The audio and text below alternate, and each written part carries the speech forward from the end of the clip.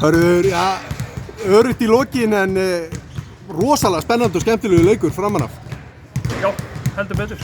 Spila á móti bara hörkuliði hérna í kvöld sem að lét okkur heldur betur finna fyrir hlutan. Áttirðu vonaði að þið þyrftu að hafa svona mikið fyrir þessu? Já, ég hef búinn að fara vel yfir Grindavík og mér finnst það bara hörku góðar. Þetta er lið sem að mun berjast að komast í úrslitakeppni alveg 100%. Spennustigið bara gífurlega hátt í þessum leik fannst mér en svona síðustu mínúturnar þá voru það þið sem að héldu haus.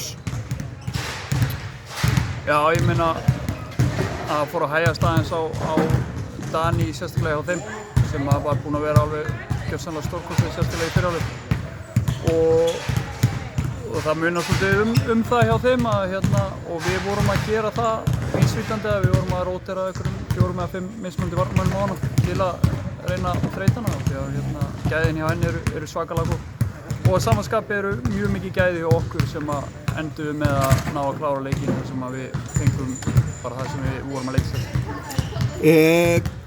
Spila á móti Grindavík og sigra, er það sætara heldur en svona flest önnur lið?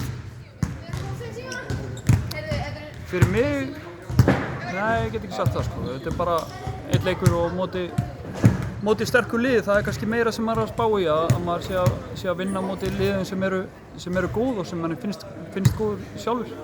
Það er kannski meira sem ég spá í og líti í heldur en nafni á liðum. Takk fyrir þetta Hörður og gangi ykkur vel. Snill, takk.